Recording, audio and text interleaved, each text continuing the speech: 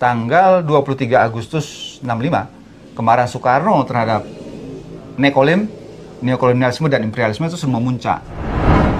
I hate imperialism. I detest colonialism. And I fear the consequences of their last bitter struggle for life. We are determined that our nations and the world as a whole shall not be the plaything of one small corner of the world.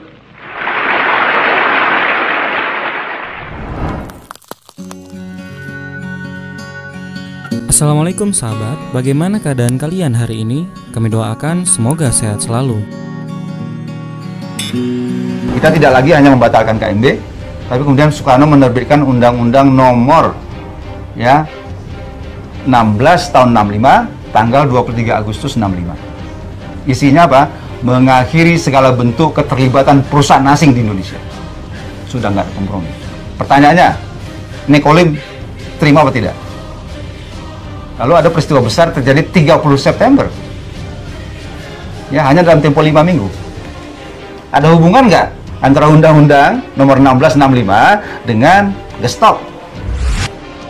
Yang Bung Karno katakan bahwa peristiwa Gestok itu adalah kelihayan Nekolim, kelihayan neokolonialisme dan imperialisme, bangsa asing yang ingin menguasai kembali harta kekayaan bangsa Indonesia. Bung Latif, itu terbukti ketika TAP MPRS nomor 33 tahun 67 ditandatangani tanggal 12 Maret tahun 67, lalu tanggal 7 April tahun 67 Mas Kiki, pemerintah Orde Baru menandatangani kontrak karya dengan PT Freeport McMoran, perusahaan tambang emas dari Amerika, di mana kontrak karya yang ditandatangani hanya 26 hari setelah Presiden Soekarno digulingkan, itu kemudian menyerahkan kekayaan alam bangsa Indonesia, tambang emas di tanah Papua, kepada Amerika dengan kontrak karya 30 tahun, royalti hanya 1,5% untuk tambang dan 1% untuk emas. Ini artinya teori Bung Karno bahwa telah terjadi konspirasi antara kelihayan kaum Nekolim itu dengan orang-orang yang tidak benar.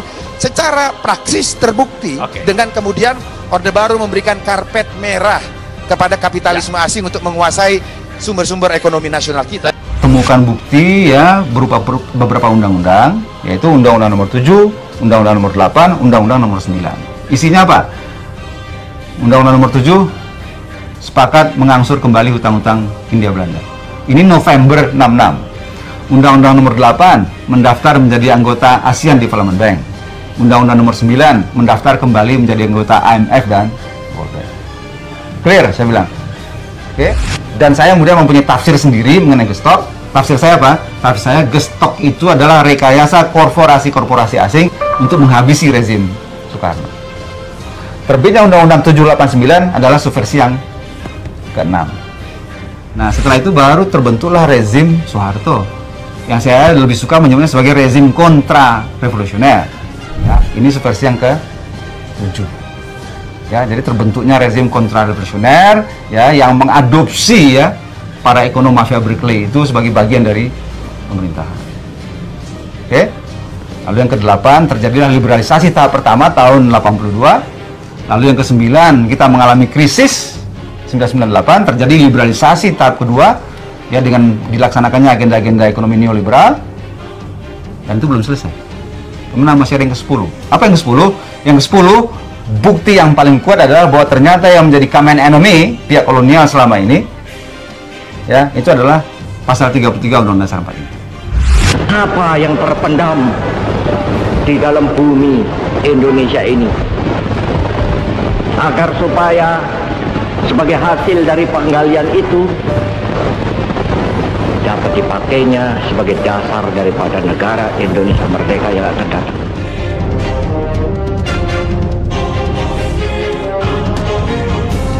Maka tahun 2002 terjadilah ya upaya amandemen terhadap pasal 33. Nah, ini adalah subversi yang ke-10. Jadi saya kira jelas ya apa yang sedang terjadi gitu. Ya. Kalau kita konsisten dengan cita-cita proklamasi amanat konstitusi sampai kepada pasal 33, maka ya hampir boleh dikatakan sangat terbatas tempat bagi ekspansi kapitalisme di Republik ini. Nah, jadi itulah yang terjadi di dalam sistem Fir'aun sekarang ini, bahwa pemerintah itu didesain hanya untuk mengambil hutang dari bank, menghabiskan melalui APBN dan proyek, kemudian memajaki rakyat. Karena itu pajak semakin hari semakin tinggi, semakin banyak, semakin tinggi, semakin banyak.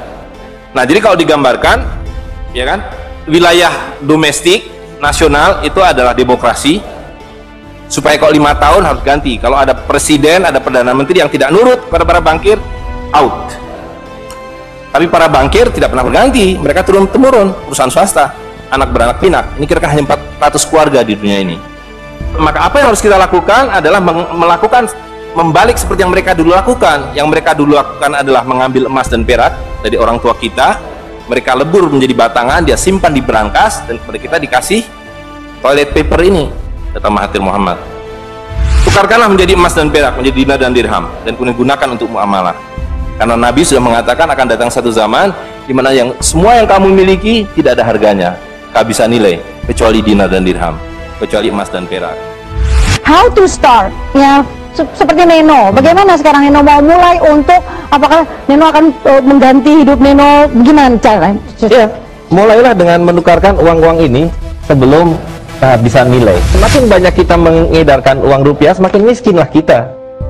Gitu. Dulu dengan 2 rupiah dapat 1 gram emas, sekarang 2 rupiah wujudnya saja tidak ada. Gitu. Jadi semakin banyak kita menggelontorkan uang kertas itu, semakin miskin kita. Lain dengan ini, karena ini kan mudah, 1000 jadi 100.000 tinggal rubah angka. Kalau dengan emas dan perak, 1 dirham 3 gram perak. Kalau Anda menghendaki 2 dirham, harus ada 6 gram perak. 10 dirham jadi 30 gram perak. Mengedarkan rupiah berarti menambah kemiskinan. Menambah dan mengedarkan dinar dan dirham berarti menambah dan mengedarkan kekayaan. Dan lihat, menipunya uang kertas ya. Kalau kita pakai untuk menyimpan naik haji, kalau Anda menabung dolar, maka tiap tahun naik. Saya sudah hitung ini, dan ini valid sekali. Naik setiap tahun itu 3,5%. Kalau Anda menyimpan rupiah, setiap tahun naik 5%, nggak nyampe-nyampe. Tapi kalau Anda menyimpan dinar, maka dia akan turun 8% setahun. Dengan dinar, dulu naik haji 1 orang, sekarang bisa naik haji 4 orang. Dengan kata lain, kalau Bapak Ibu sekalian serahkan cengkeh Bapak Ibu sekalian dan menerima uang kertas, Anda 4 kali miskin. Detik itu juga dalam konteks ini. Maka serahkanlah cengkeh dan katakan, saya mau serahkan cengkeh, bayar kami dengan dinar. Bayar kami dengan dirham. Saya serahkan pala kami, bayar kami dengan emas dan perak. Saya tidak mau uang palsu ini, uang-uangan ini. Saya mau uang yang sebenarnya, uang dari Rasul SAW. Hari ini 1 dinar dapat seekor kambing. Zaman Nabi dapat seekor ayam 1 dirham, hari ini dapat seekor ayam. Tidak ada yang berubah. Sekali lagi, pemiskinan itu adalah dibikin oleh sistem. Dinar dan dirham itu selalu dicetak oleh para sultan. Jadi lihat, ketika para sultan berkuasa, para sultan berikan emas dan perak pada rakyat. Para sultan kemudian disingkirkan, diganti oleh para bankir, emas dan perak mereka ambil, diberikan kertas. Itu yang terjadi dari abad ke-19. Maka alhamdulillah pada hari ini kita melihat bahwa kesultanan sudah kembali dengan dinar dan dirham.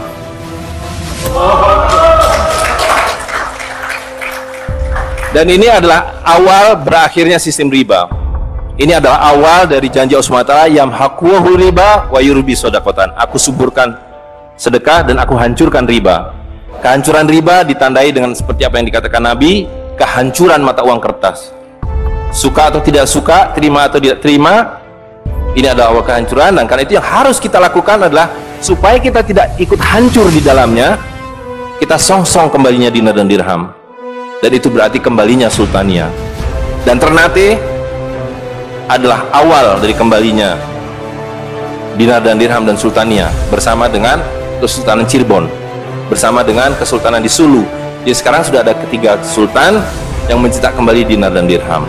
Dan ini akan mengawali kembalinya dinar dan dirham di seluruh dunia. Jadi kalau pada abad 15, abad 16, abad 17 bangsa Ternate sudah sampai ke Madagaskar, sudah sampai ke negeri atas angin di Spanyol, maka pada abad 21 kembali Ternate sampai Spanyol. Ternate sudah kembali sampai Afrika Selatan, sudah sampai Eropa melalui dinar dan dirham yang berlaku di seluruh dunia. Orang Amerika tidak bisa mengatakan emas saya 5 kali lipat dari emas saudara, tidak bisa. Emas kami dari Ternate sama harganya dengan emas kalian. You 1 dinar, kami 1 dinar. You 1 dirham, kami 1 dirham. itulah keadilan. Ya. Dinar dan dirham yang kita bicarakan ini tidak ada artinya kalau berhenti hanya di dalam ruangan ini. Dinar dan dirham harus segera berkemerincing di kota Ternate, dan Anda semua yang harus memulainya. Seluruh penduduk Ternate menggunakan dinar dan dirham. Dan Kanjeng Sultan dari beberapa waktu yang lalu sudah mulai membagikan zakat dalam dirham. Jadi di Ternate ini sekurangnya sudah ada 1.000 orang memiliki koin dirham yang dibagikan oleh Sultan. Dan itu adalah awal. Ini baru awal dari kembalinya Islam dan berakhirnya kezaliman. Jadi sekali lagi Bapak Ibu sekalian, marilah segera ya ular-ular Fir'aun itu kita akhiri dengan cara yang sangat mudah, yaitu kita mentaati perintah Allah SWT. Allah SWT mengatakan wa halalul bai' wa harramar riba. Aku halalkan berdagang dan aku haramkan riba. Dan uang kertas adalah riba par excellence.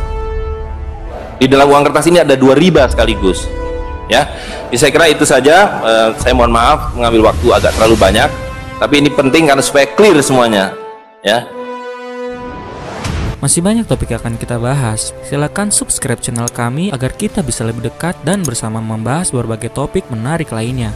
Like bila Anda suka dan unlike saja bila Anda tidak suka dengan video seperti ini. Terima kasih telah menonton dan sampai jumpa.